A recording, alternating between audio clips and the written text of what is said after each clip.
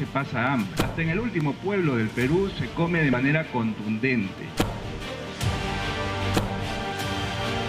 No sabe la realidad peruana. La persona del día a día no puede solventar su canasta básica. El Perú. Polémica por declaraciones del ministro de Agricultura y Riego. El señor Ángel Manero dijo que en el Perú no hay hambre, pero sí, hay hambre y hay anemia, a niveles incluso que se han incrementado en el último año. Algo que ha caído muy mal, la verdad. El ministro está de licencia, ha pedido 3 días, pero todos están a la espera de una disculpa o que aclare por lo menos a qué se refería él con que en el Perú se come de manera contundente cuando la pobreza aumentó. Y el número de ollas comunes también. Además, le vamos a plantear a la mesa directiva que se suspenda el otorgamiento de esta pensión. La suspensión se da mientras que exista una acusación constitucional. En el caso concreto no existe. el presidente del Congreso, el congresista Salguana, ha pedido suspender la pensión otorgada a Alberto Fujimori a través de un trámite administrativo en el Congreso. Él ha dicho que hay que hacer consultas legales, que hay vacíos legales, y esto ha generado una distancia interesante entre dos bancadas que parecían unidas de manera indisoluble: APP versus Fuerza Popular. El punto es, ¿se podrá revertir la decisión adoptada? ¿Se le podrá quitar la pensión a Alberto Fujimori? ¿O de pronto esta pensión podría ser tomada en cuenta por la Procuraduría para empezar a cobrar la reparación civil que nunca pagó Alberto Fujimori? Tendremos esto y también. Vamos a ir a una pausa. Bienvenidos, así empezamos Ocurre Ahora, pero cuando regresemos, el colmo: un delincuente se hacía pasar por mudo para robar, pero lo capturaron, lloró y hasta cantó para que la policía no se lo llevara. Y también cuando regresemos, la Fiscalía, atención con eso, tenemos toda la información, solicita 36 meses de prisión preventiva para el hermano de la presidenta Nicanor Boluarte, el mismo que estuvo en el Congreso escuchando a la presidenta el 28 de julio. La audiencia será mañana, 9 de agosto, a las 2:30 p.m. Regresamos con esto y más.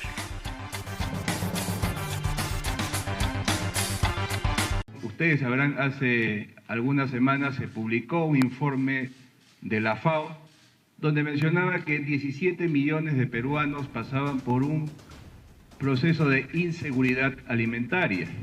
Y algunos titulares decían: hay 17 millones de peruanos con hambre, lo cual era un poco tremendista, ¿no? Lo que tenemos que decir allí es que en el Perú no se pasa hambre. Hasta en el último pueblo del Perú se come de manera contundente. Ustedes sabrán,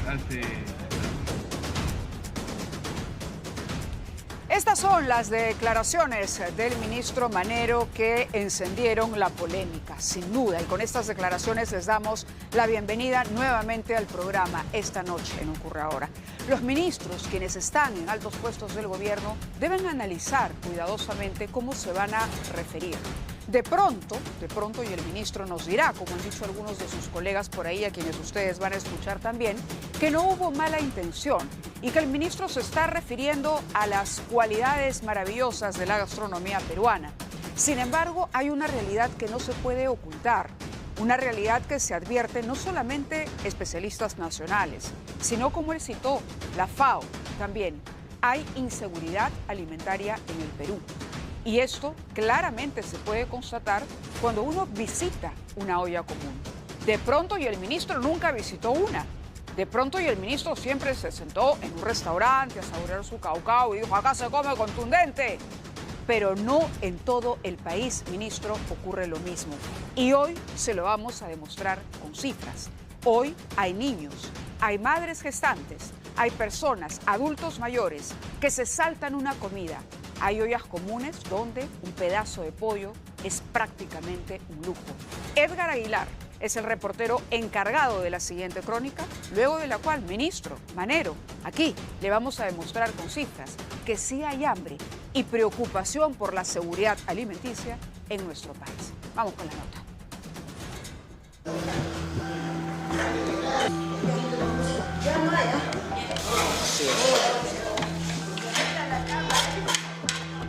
No sabemos si usted en casa come contundente, pero en Chorrillos, doña Inés tiene que hacer malabares para que alcance la comida que entrega a decenas de personas que llegan a su comedor popular.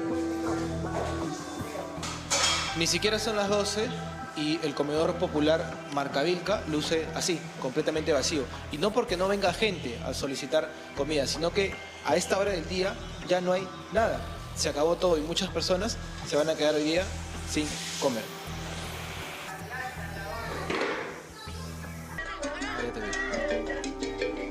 ¿Has desayunado? ¿Ya desayunaste? Hoy día he tomado té. A la señora Lidia le quedan 29 chocolates en la bolsa que carga mientras camina a paso lento con bastón. Si quiere comer hoy, tendrá que venderlos todos. Me ayuda a veces mi sobrina, porque a veces así al día no me alcanza, pues. A veces cuando gano 3, 4 soles. El comer contundente no necesariamente quiere decir que sea comer saludablemente con las cantidades y requerimientos que mi cuerpo necesita. Mínimamente necesitamos 3 veces al día. Según la FAO, el 51% de peruanos, 17.6 millones de personas, o sea, más de la mitad de los peruanos, no puede garantizar sus 3 comidas del día. Desde el gobierno, la cifra es extrema. Eso hablan por gusto, hablan por hablar, porque ellos no viven lo que uno vive. Quisiera que vengan al mercado, que hagan su mercado con lo que uno hace, con 60 soles, que uno puede tener una familia de 4 o 5 personas. 6 millones de peruanos no consumen alimentos diariamente con cierta recurrencia, arriesgándose a sufrir enfermedades que atacan principalmente a niños y adultos mayores vulnerables. En los adultos, cuando hay una descompensación en la dieta, es el tema del sobrepeso, la obesidad, los problemas cardiovasculares como la diabetes, las dislipidemias, colesterol, triglicéridos. En los niños, la anemia. ¿Y a veces hay gente, le ha tocado ver a gente que se queda sin comida? Sí, claro. Ahora mismo hay 2, 3 que se han ido y ahora viene, supongamos, un rato y ya no hay. ¿Qué puedo darles? En el Perú hay 10 departamentos en situación grave de hambre. Lugares donde además, si no se trabaja, no se come. Así que pocos se pueden dar el lujo de pedir licencias, sea por lo que sea.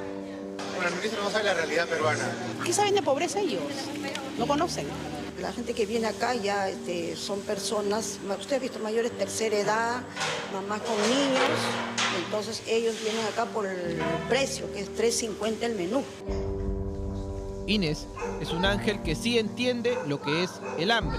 Y para raspar bien la olla, no necesita vestir con traje y corbata.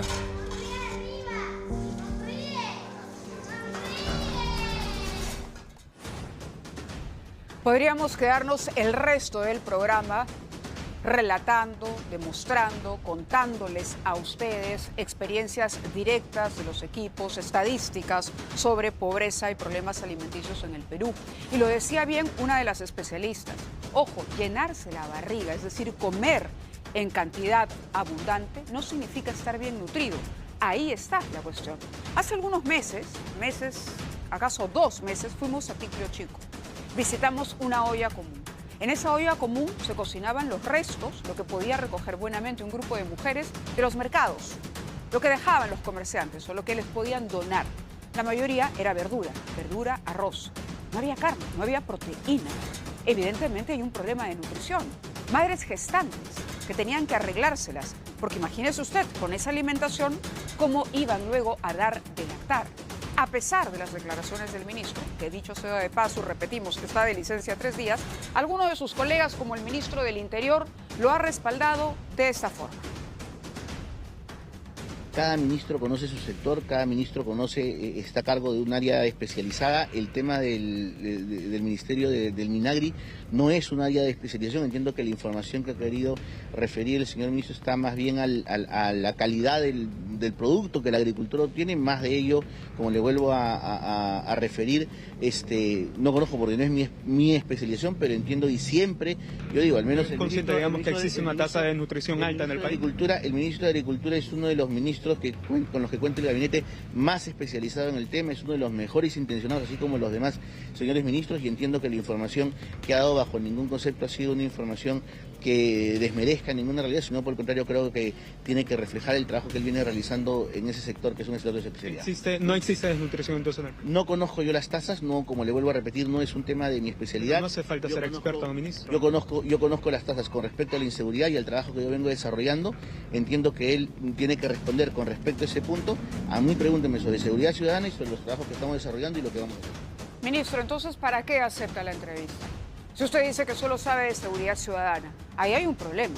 Es decir, los grandes problemas y retos del gobierno los tienen que manejar todos los ministros. Esto es interdisciplinario, si entiende. Por otro lado, tampoco hemos escuchado a la ministra de la Mujer, al ministro de Desarrollo e Inclusión Social, el señor De Martini, por ejemplo. Podría contarle al ministro Santibáñez y, de paso, al ministro de Agricultura cómo ha crecido la cantidad de peruanos empadronados en el programa Juntos, en Pensión 65, para que entiendan que sí hay pobreza, cómo hace poco se tuvo que esperar para que se revelaran las cifras que nos sorprendieron a todos. En realidad no es que nos sorprendieran, constatamos lo que ya veníamos percibiendo, el incremento de la pobreza en nuestro país. Pobreza extrema, hoy 5% de la población. ¿Y qué es pobreza extrema? De pronto una comida al día. ¿Y qué comida? Vamos a ver cifras. Habíamos dicho de manera contundente que le íbamos a responder al ministro Manero. Y 4 de cada 10 bebés en nuestro país menores a los 3 años tiene anemia en el Perú. No nos dirá el ministro Manero que la anemia está provocada por una comida contundente en todos los rincones del país. 43.1%. La fuente, Endes 2000, INEI, ahí está, la fuente oficial.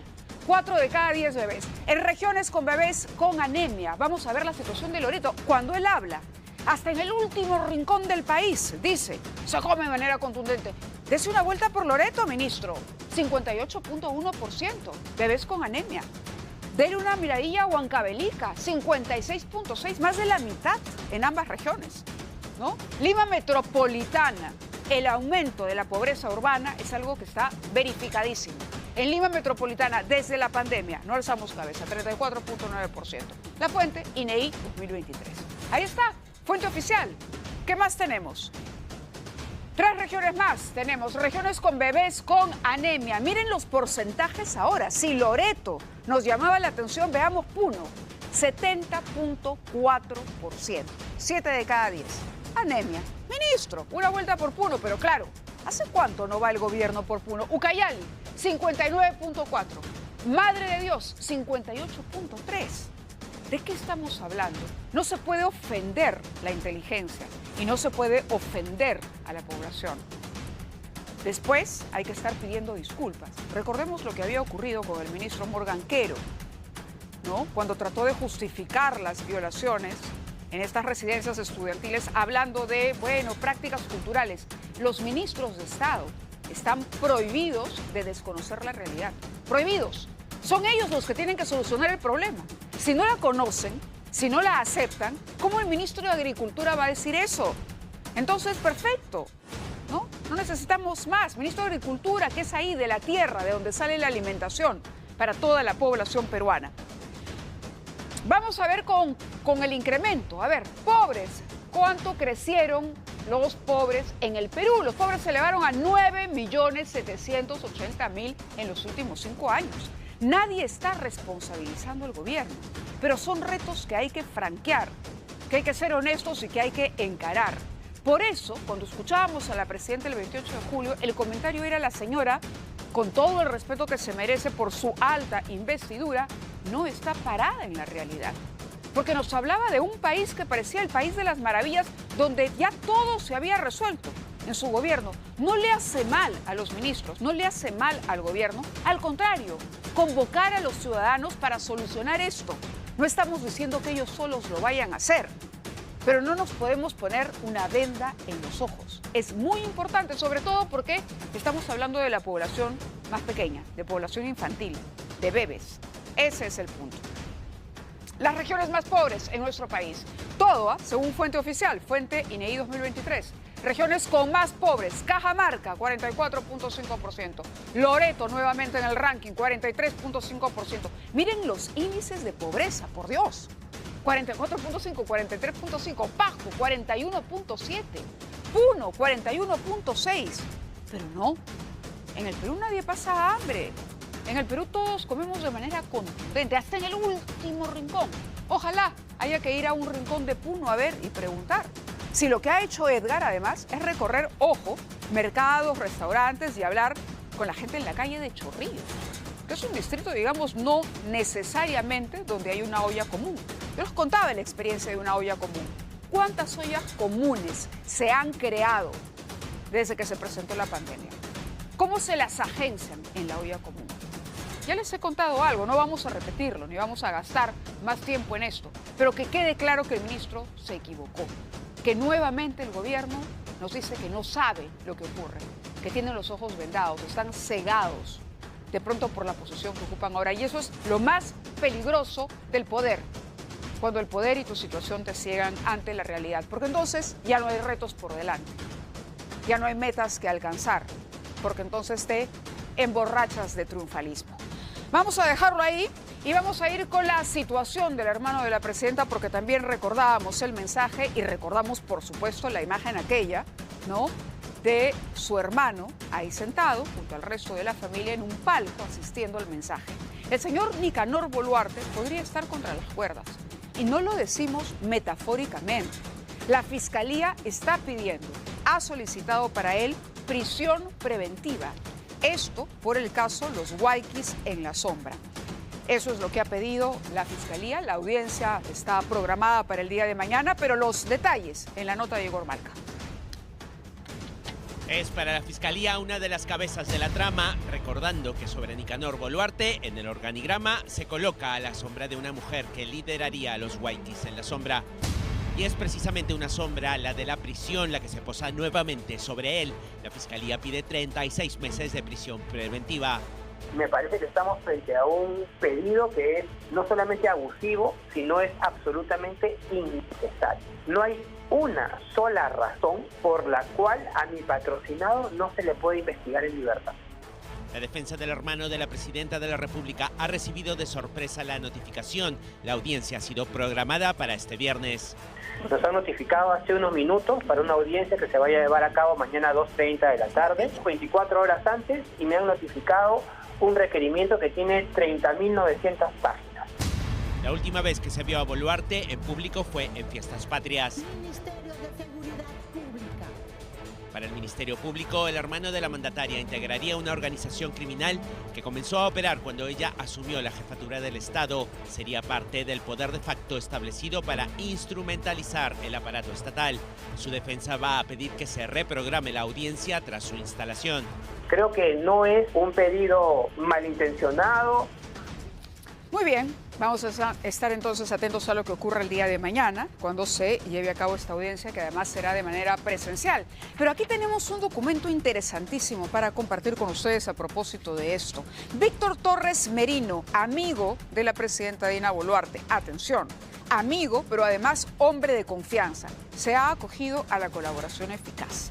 Y aquí tenemos parte del acta de su declaración, ¿no? Se ha acogido a la colaboración eficaz por el mismo caso, requerimiento de prisión preventiva por el caso Guayquis en la Sombra. Lo tenemos aquí también en la pantalla y vamos a leer lo que hemos destacado. Dice, asimismo menciona que dice este hombre de confianza de la presidenta Boluarte, que Nicanor Boluarte se comunicaba directamente por teléfono con Jorge Ortiz Marreros a fin de ver las designaciones, siendo que cuando se entregaba a Ortiz Marreros las propuestas de prefectos, él se las alcanzaba a Dina Boluarte para que ella determine. Y si era referida a subprefectos distritales o provinciales, Ortiz Marreros era quien tenía la decisión de nombrarlos. Siempre se dirá que es el testimonio de alguien que habrá que cotejar y corroborar. De eso se trata. Vamos a ver por ello qué es lo que ocurre mañana en la audiencia. Pero de que la situación del señor Boluarte anda complicada y tampoco lo podemos negar. Muy bien, vamos a ir ahora con el caso de una mujer embarazada que se encuentra entre la vida y la muerte. Una bala perdida. De pronto entró un ladrón al lugar donde ella se encontraba, donde ella trabajaba, ¿no? Empezó a perseguir al propietario o al administrador del negocio, era el propietario, pero una bala perdida la alcanza. Hoy esta mujer no solamente lucha por su vida, sino por la vida de la vida que lleva en ella.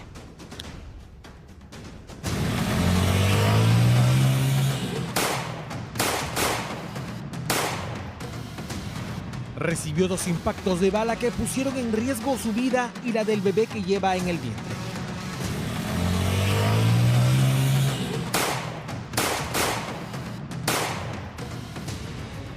Una terrible mala pasada que el destino le jugó a Jennifer Gen cuando trabajaba como cajera en el local de su mamá. Juan Carlos Aguirre Delgado intentó buscar refugio para escapar de 2 sicarios en moto que intentaron matarlo la noche del martes.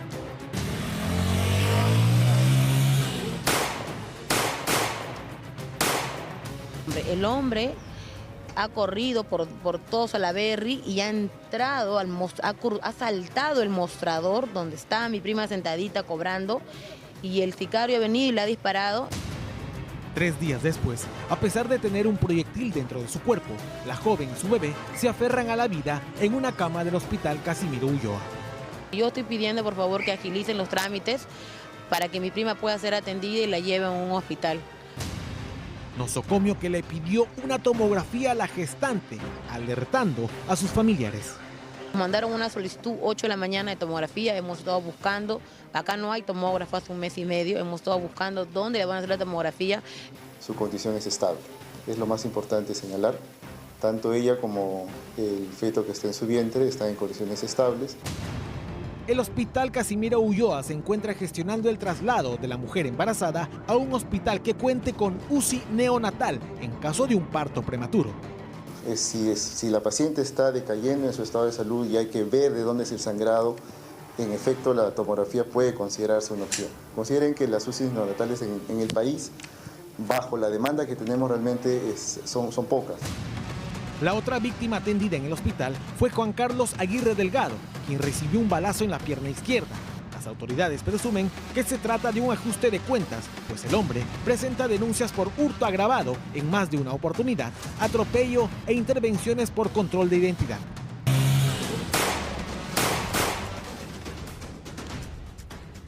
Vamos ahora con el insólito caso de un ladrón que pretendía asaltar a una mujer con su niño en brazos. Pero cuando iba a ser capturado, el hombre, que se hacía pasar de mudo, es decir, no podía hablar, de pronto empieza a llorar, a cantar, a gritar para que no se lo lleven. Vean la nota. Acá dice que tú eres mudo. Yo no soy mudo, yo canto. ¿Una cancioncita?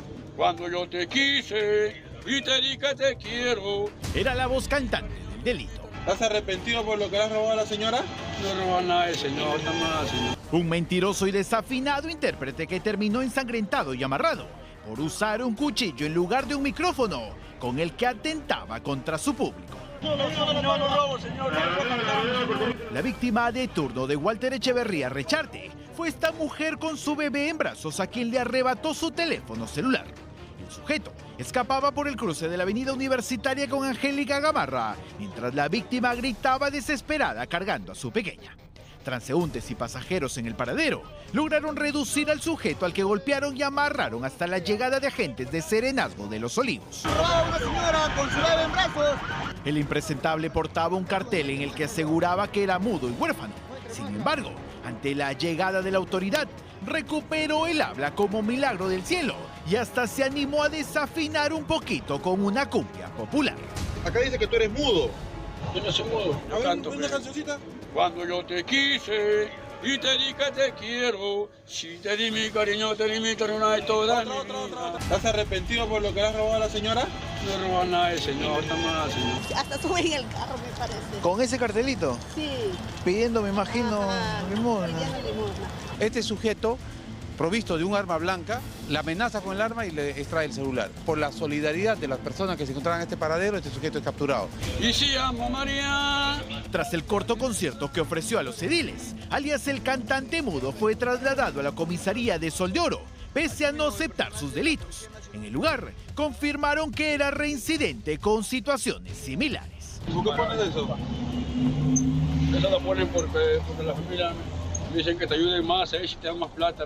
Porque no es la primera vez, ya había sido capturado por los mismos hechos. En esa oportunidad tenía un cartel que decía que era sordo-mudo y que atacó a su víctima a golpes de puño para robarle la cartera. No robo, señor, no juego cantando. Ahora deberá preparar su mejor repertorio, con el que deleitará a sus compañeros de celda.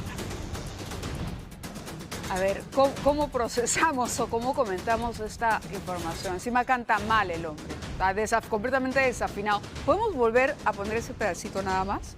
Cuando empieza a cantar, porque la verdad se burla, ¿no? Tiene el cartel acá de mudo para tratar de ganarse la compasión. Y te di que te quiero. Era la voz cantante de Lili. ¿Estás arrepentido por lo que le has robado a la señora? No, y dice, yo no he robado nada acá. ¿Y por qué uso el cartel? Porque así, para que la gente me pueda regalar. La verdad, cosas que pasan en nuestro país. Vamos de nuevo a la arena política para hablar de otro tema que también divide opinión. En que este caso parece estaría enfrentando a dos bancadas. A dos de esas bancadas que se dicen estarían así, aliadas hasta la muerte en el Congreso de la República. Se trata de la pensión vitalicia para el expresidente Alberto Fujimori. La historia se remonta cuando Fujimori, él, en el año 95 firmó una norma, una ley, donde en efecto se otorgaba una pensión a los expresidentes, ¿no? Por lo que casi el equivalente a lo que ganaba un congresista, lo que gana un congresista, pero se restringía y quedaban de lado aquellos que hayan sido acusados constitucionalmente y que no hayan sido declarados inocentes. El caso perfecto de Alberto Fujimori. Hasta hace poco nos enteramos que ya había un primer depósito, que la oficina administrativa del Congreso encargada de revisar el expediente había dado go, que pase la pensión de Fujimori. Bueno, el presidente, señor Salguana, de APP, ha dicho, esto debe quedar en suspenso.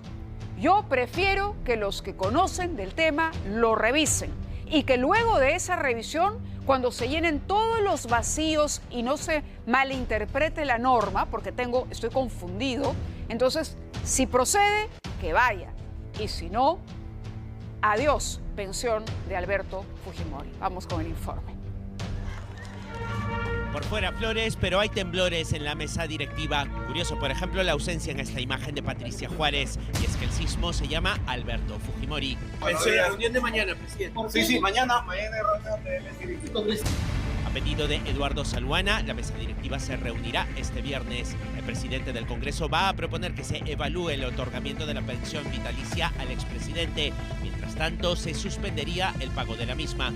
El fujimorismo, que tiene la primera vicepresidencia, ha puesto el grito, hecho calificativos en el cielo. Y yo estoy sorprendido de declaraciones de ese tipo que son completamente timoratas. Si vas a tener fisuras o vas a ser pusilánime o vas a actuar de manera tímida, no ejerzas en función de congresista. Los naranjas cierran filas en torno a su líder histórico y se opondrán a cualquier revisión. El tema es una prueba de fuego al pacto que sacó adelante a la actual directiva. Perú Libre, que ostenta la segunda vicepresidencia, se opone a toda pensión vitalicia. De hecho, ha presentado proyectos en ese sentido.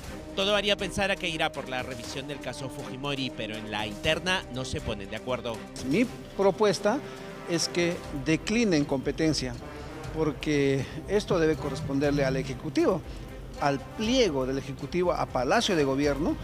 Avanza País en la tercera vicepresidencia está abierta a la consulta, aunque esté a favor de que la decisión se haya tomado ya a nivel técnico y administrativo. De repente se le va a volver a consultar a la Comisión de Constitución, podría ser uno de los entes que nos dé su opinión, así como la Academia, constitucionalistas, ¿no? Y poder nosotros finalmente, viendo ya todo el panorama de la situación, tomar una decisión, porque si es verdad, vuelvo a decir, que la ley no es clara. Nuevas consultas y más aún la suspensión del pago de la pensión serían respondidas a nivel judicial por la defensa del exmandatario. Lo que todos se preguntan es por qué Salguana pasó de decir que era un tema zanjado. Es una decisión ya asumida, decidida, notificada el 10 de julio al señor Fujimori. A dar marcha atrás con el conflicto que podría acarrear. Consultas pueden haber muchas, pero las competencias recaen en las respectivas áreas del legislativo que ya opinaron. Acciones de fiscalización sí pueden ser tomadas por entes como la Procuraduría, incluso sobre los funcionarios responsables de la decisión. También la Fiscalía si se les investiga por delitos como el tráfico de influencias o de negociación incompatible. Además, la defensa del Estado podría pedir el expediente para, de confirmarse la pensión, poder iniciar los trámites de embargo de algún porcentaje para el pago de los 57 millones de soles de reparación civil que adeuda Fujimori. Hay un tema que ha preocupado a muchos, del que se ha hablado de más y que tiene que ver con la reforma universitaria y cómo se ha ido golpeando la calidad de la formación universitaria, ¿no? Desde los cambios que se introdujeron en la SUNEDU hasta esta ley que aprobó el Congreso ahora para que las universidades tengan un licenciamiento permanente. Un licenciamiento permanente. Claro, dicen que habrá alguna supervisión inopinada, Pero la mayoría de los pedagogos, de los especialistas en la materia, lo que dicen es que aquí se ha relajado mucho las condiciones, que cualquiera hoy podría poner una universidad con requisitos mínimos, y eso sin duda es un atentado a la formación de nuestros jóvenes. El Congreso de la República acaba de frenar en seco el largo proceso de licenciamiento al que se debían someter las universidades del país. Desde esta semana, las universidades licenciadas tendrán este permiso de manera permanente y ya no sujeto a plazos fijados en el tiempo. ¿Qué calidad de profesores y enseñanza pueden estar ofreciendo al final si todo eso es automático? Al ya no haber o al haber eliminado ese lapso prudencial de tiempo para volver a revisarlas con este licenciamiento permanente, entonces se resta el incentivo natural a seguir mejorando continuamente. Debe haber algún tipo de corrupción o amañá porque acá afortunadamente la mayoría puede pagar o si no está becada, pero ¿qué pasa con la gente que lamentablemente no está becada porque hay mucha competitividad, porque el nivel de que tú es bajo? Las universidades particulares de mejor ubicación en los rankings de calidad podrían no sentir el golpe, pero sí la gran mayoría de universidades nacionales. No me parece correcto porque considero de que tienen que haber estándares en los cuales se puedan calificar a las universidades porque a veces carecemos de servicios básicos y que algunas universidades no los tengan y aún así les den el licenciamiento de manera sencilla no me parece correcto. Para lograr el licenciamiento que el Estado le encargó a SUNEDU dar, las universidades públicas debieron hacer inversiones que podrían cortarse de un año a otro. De hecho, durante los últimos 9 años, más de 1.000 millones de soles se ha trasladado desde el erario público hasta las universidades públicas para ese fin. Ahora, al hacer el licenciamiento permanente, le quitan esta herramienta que las universidades públicas tienen justamente para justificar estos mayores recursos. Bueno, yo pienso que todos son temas políticos acá, o sea, más allá de que se quiere el bienestar de las universidades, que suba el nivel, que tengamos infraestructura en sí, en todo, creo que hay un tema político aquí. Esta modificación a la ley universitaria fue aprobada por la Comisión Permanente del Congreso de la República y refrendada por el Ejecutivo. Deberían eximirse estas decisiones aquellos que tienen universidades particulares o están cercanos a estos intereses y no lo hacen. La educación en el Perú, la verdad, es bien lamentable. O sea, ya es lamentable ahorita, imagínate si no la regularan. Cuando no la regula va a ser más lamentable. Los cambios también permitirán que haya carreras de pregrado totalmente dictadas a distancia. Se pueden dar esas mejoras en el tiempo y fortalecer la regulación. Por supuesto, se puede retomar ese camino en cualquier momento. ¿Qué hace falta? Voluntad política. Si fuera un Estado, se haría cargo, ¿no? No es un Estado. La reforma universitaria fue un largo proceso que prometía mejoras educativas, pero hoy parece la fachada hueca de una idea trunca. Esa imagen es absolutamente elocuente. Recuerdo cuando la vimos por primera vez, ¿no? Una universidad prácticamente de fachada, un cascarón donde no había más que una pared de cara a la calle. De otro lado, un mototaxista que se negaba a pagar cupos fue centrado por falsos pasajeros que lo llevaron a un descampado para ejecutarlo. Gracias para atrás. Acá la daba y seguí para allá. Sí, pensaba retroceder. Me andaba en la cabeza. Estaba a punto de finalizar su turno, pero la última carrera de la noche lo condujo directamente hacia la muerte. Esta vez la víctima fue el presidente de la Asociación de Transportes Los Misioneros de San Juan del Lurigancho, que no se salvó de la maldad de extorsionadores. Testigos cuentan que un hombre se hizo pasar por pasajero para abordar el mototaxi de Ángel César Palacín Villa, de 53 años. Le pidió que lo trasladara hasta la zona de Belén, en el mismo distrito, donde otros 2 pistoleros lo esperaban para asesinarlo de 3 disparos, 2 en la cabeza y 1 en el pecho. Según la esposa, la víctima fue atacada por negarse a pagar cupos, 3 soles diarios y otros 1.500 soles para trabajar sin contratiempos. Me andaba en la cabeza.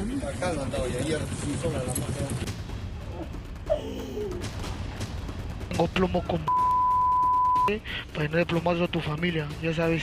Mensajes aterradores que le llegan continuamente a decenas de mototaxistas si desean seguir trabajando. Mira, le vas a colaborar. Si no va a pagar, pato, tú y toda tu familia. Estoy esperando mi dinero. Paraderos como Próceres de la Independencia, Canto Grande, Huáscar y otros ya están siendo controlados por feroces cobradores de cupos que no dejan en paz a nadie. Denuncian las víctimas que al empezar o terminar el día, sujetos a bordo de motocicletas aparecen para exigirles el dinero. Uno de los casos más sonados en el populoso distrito fue el ocurrido en Canto Grande. Cámaras de seguridad registraron cuando 3 mototaxistas estacionados a la espera de clientes fuera de una farmacia fueron asesinados a balazos por 2 despiadados criminales, quienes llegaron hasta la zona caminando como si nada. Otro hecho sucedió hace apenas unas semanas, cuando un joven de 18 años fue ejecutado de 7 balazos en el paradero Huáscar. Aunque fue trasladado al hospital del sector, falleció por las profundas heridas. Una ola de crímenes en San Juan del Lurigancho que muestran cómo despiadadas mafias extorsionadoras operan sin piedad y que se vuelven cada vez más feroces.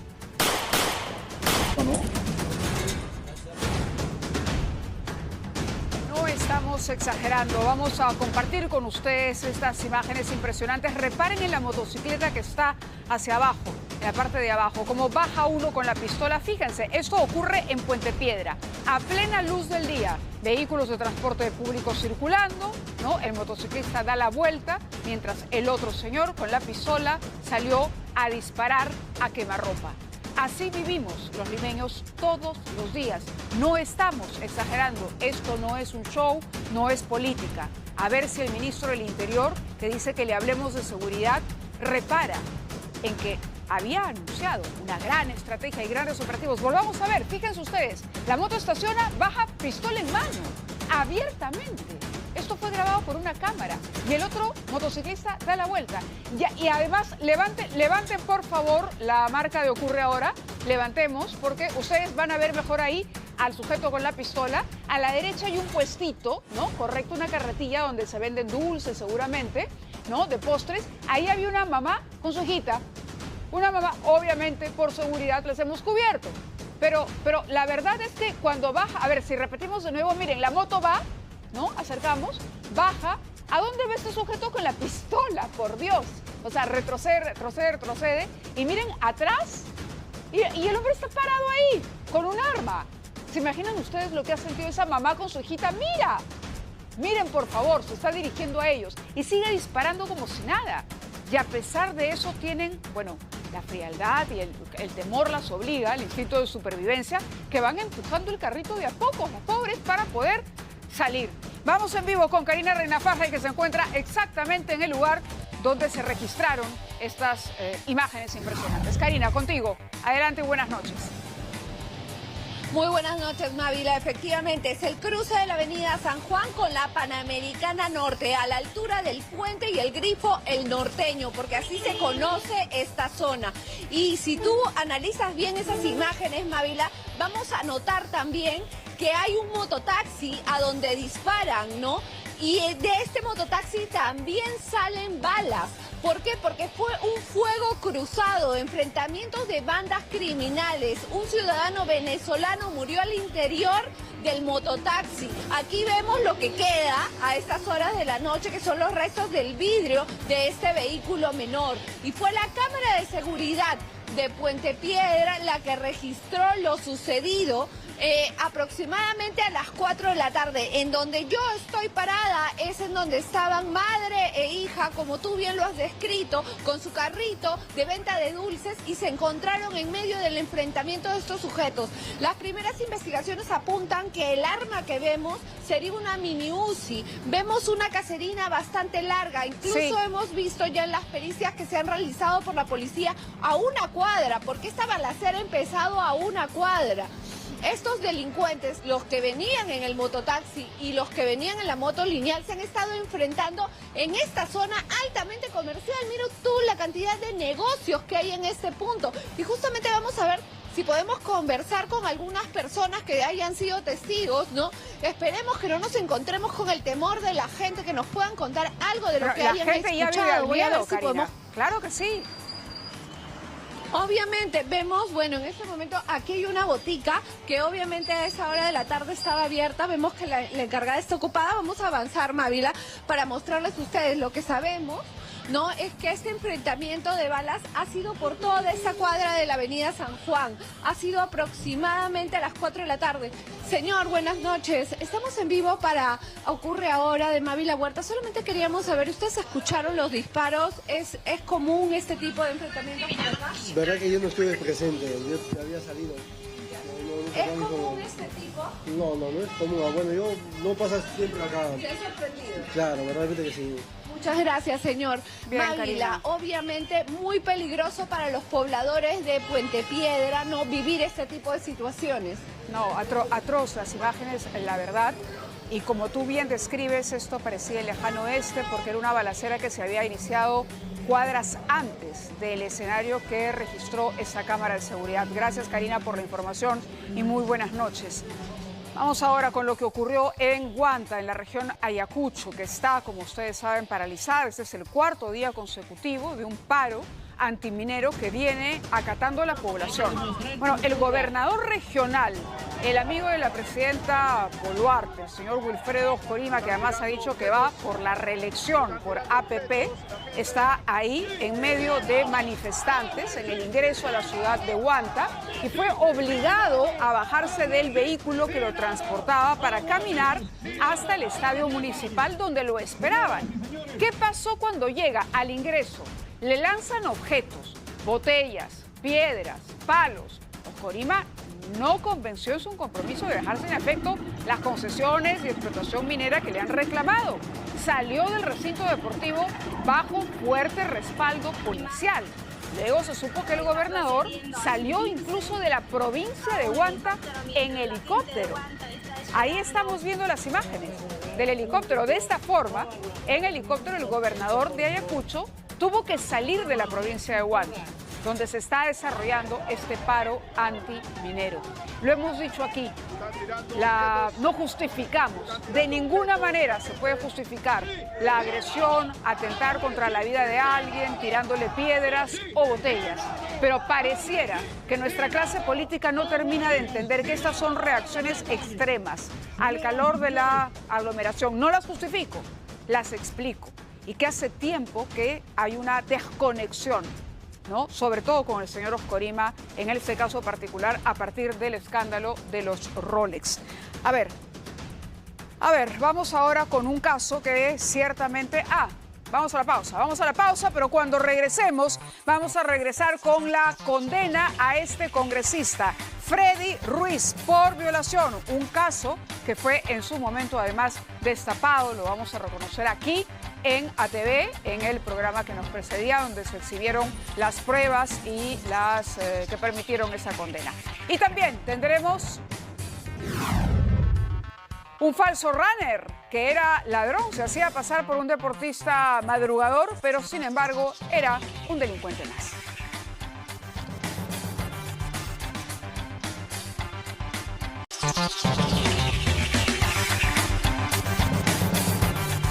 El Poder Judicial ha condenado a 13 años y 4 meses de prisión al excongresista Freddy Díaz por delito de violación sexual. Hay que decir que este es un caso que el programa que en ese momento conducía y dirigía a la periodista Juliana Oxenford aquí en ATV puso al descubierto.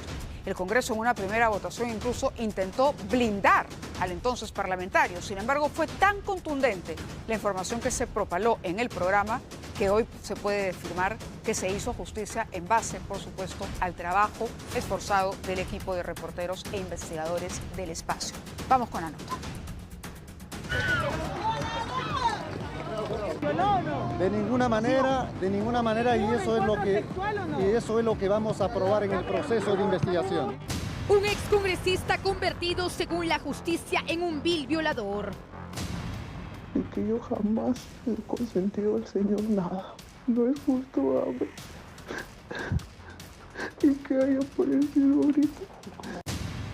Un padre de la patria a quien la justicia ha encontrado culpable de cometer el peor de los delitos y que ha sido condenado a 13 años y 4 meses de cárcel tras ultrajar a su propia trabajadora al interior de su despacho.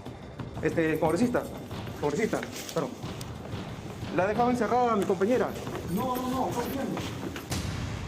Se trata de Freddy Díaz, exintegrante de Alianza para el Progreso, quien pese a que en su momento gritó su inocencia, las contundentes pruebas y testimonios terminaron por desmentirlo.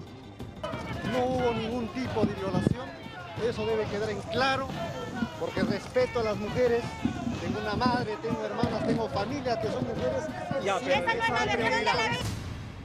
Los hechos se remontan a la noche del 26 de julio del 2022, cuando el parlamentario y una de sus trabajadoras se quedaron trabajando hasta tarde en la oficina del congresista ubicada en el Jirón Azángaro. De pronto, según relato de la víctima, el legislador le invitó a tomar unos tragos y allí empezó su pesadilla.